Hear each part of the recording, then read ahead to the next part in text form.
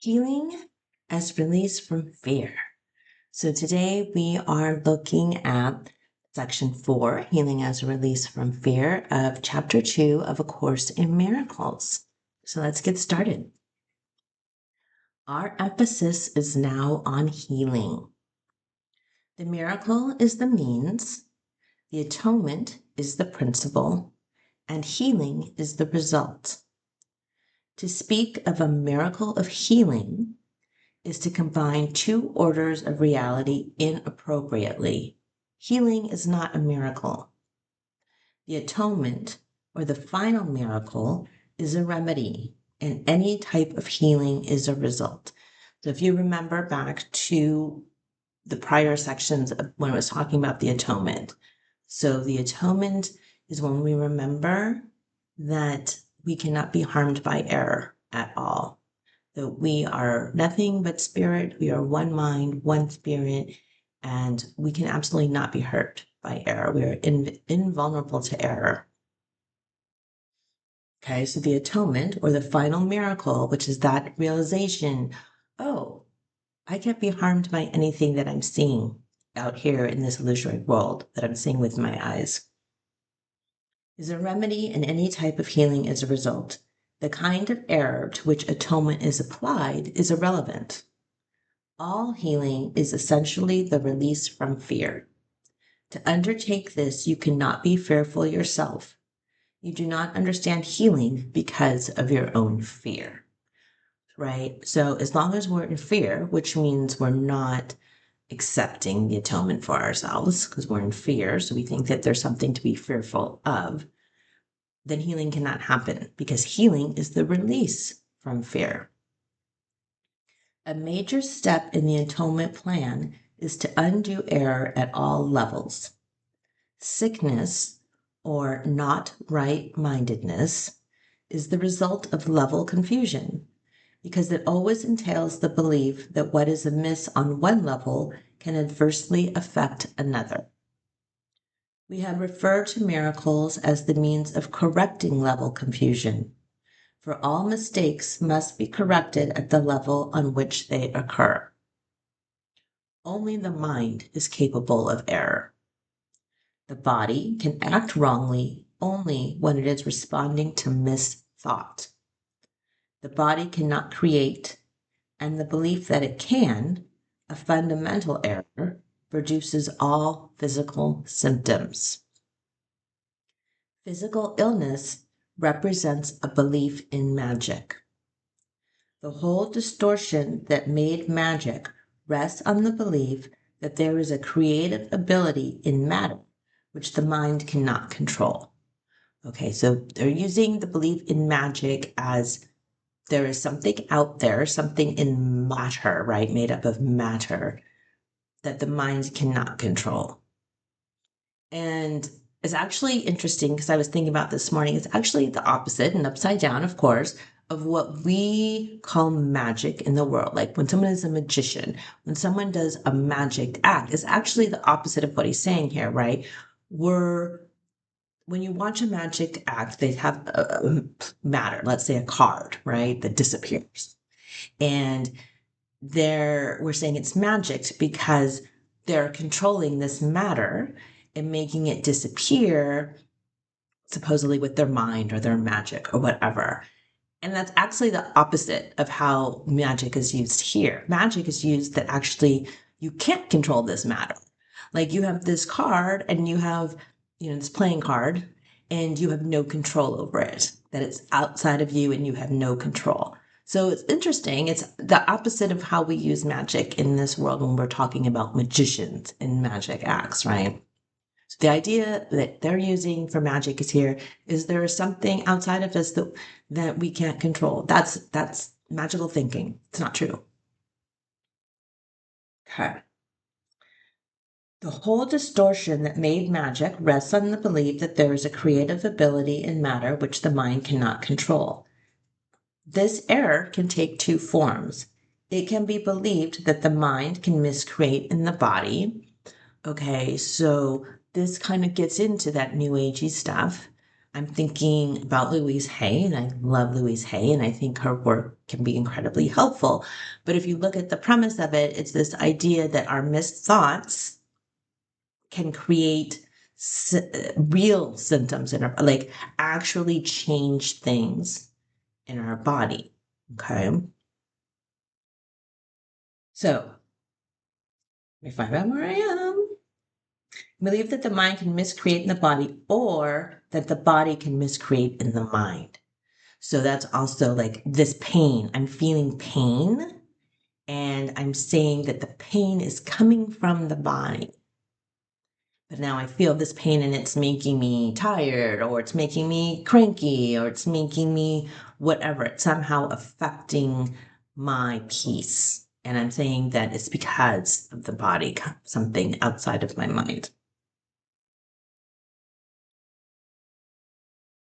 When it is understood that the mind, the only level of creation, cannot create beyond itself, neither type of confusion need occur. So everything is happening in the mind. All symptoms are in the mind. All pain is in the mind. All sickness in the mind. There is nothing outside of the mind. Everything is only happening in your mind. Only the mind can create because spirit has already been created, and the body is a learning device for the mind. Learning devices are not lessons in themselves. Their purpose is merely to facilitate learning. The worst a faulty use of a learning device can do is to fail to facilitate learning. It has no power in itself to introduce actual learning errors. The body, if properly understood, shares the invulnerability of the atonement to two-edged application. This is not because the body is a miracle, but because it is not inherently open to misinterpretation.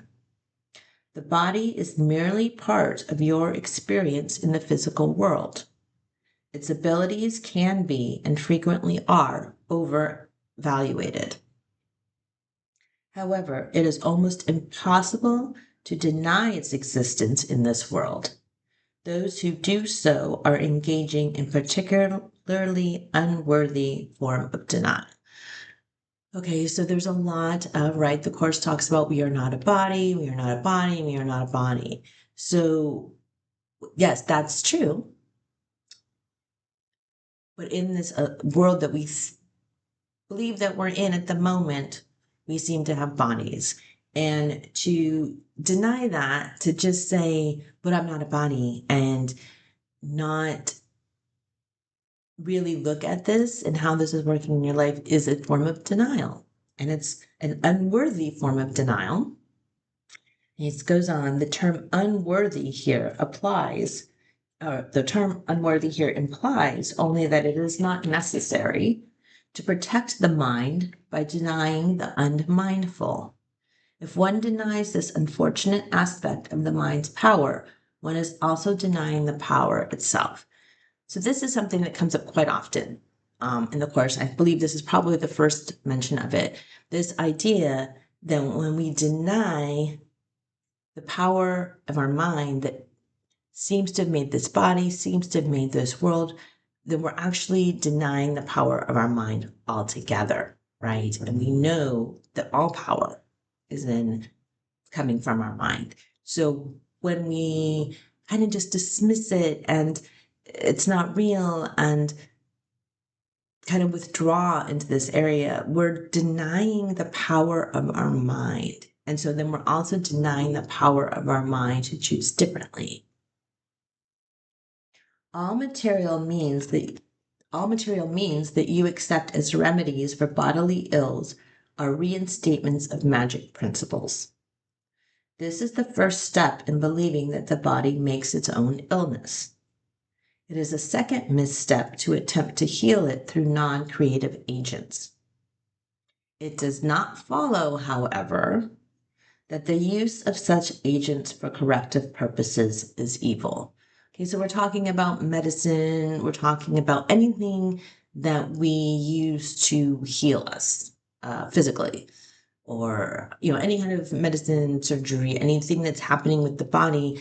And while he's saying that these are beliefs in magic, that they're not necessary, but they're not evil if you choose to use them, right? Because again, we're talking about the power of their mind.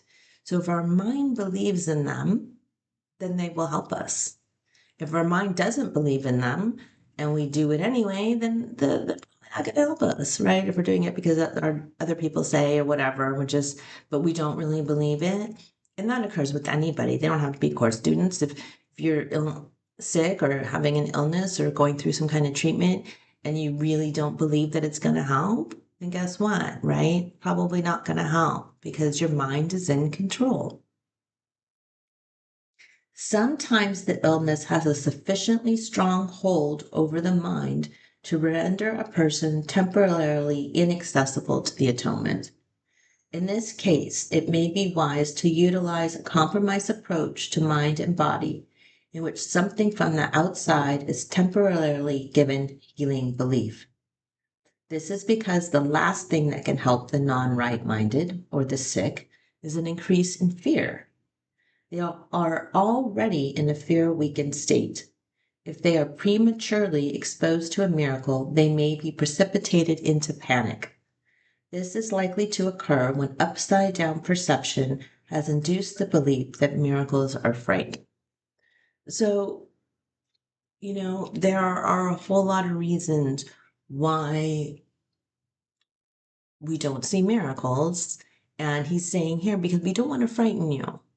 Like, if you don't, you truly believe in illness and truly believe you're sick, and then one day you wake up and you're all better, that might scare you more than the illness. You might be more comfortable and more peaceful in that illness than being thrust into something that you're not ready for.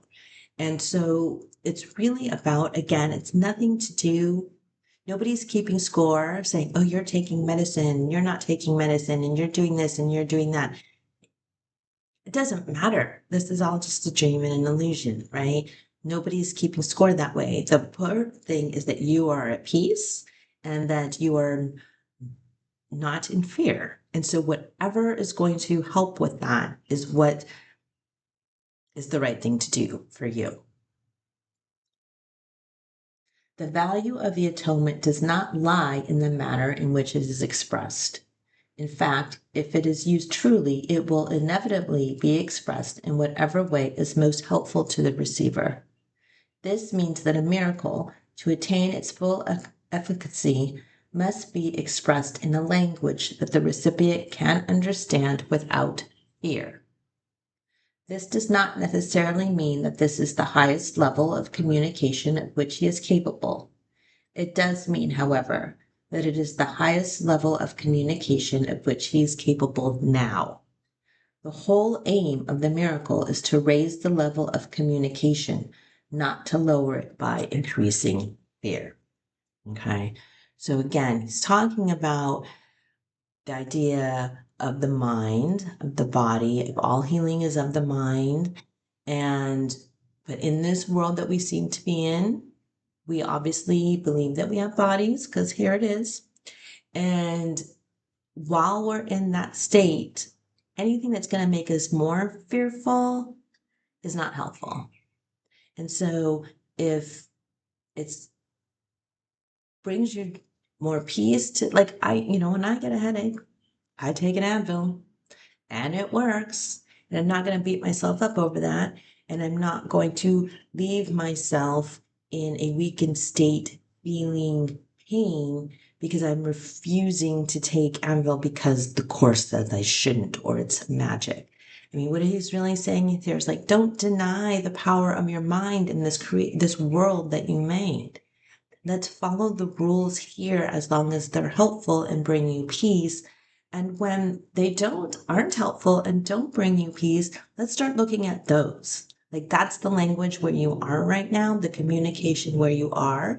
And at some point, the communication might be like, oh yeah, like I don't need to take this Advil anymore, or I don't, whatever, like it doesn't even happen. Like I wouldn't even really get a headache, right? Like if I was in that highest communication level. So It's where you are. You start where you are. Jesus is always meeting you where you are, but he knows in the end you will get to where you need to be. So I love you so much. Thank you for joining me. And our next video is going to be on the function of the miracle worker. So I look forward to that. Bye-bye.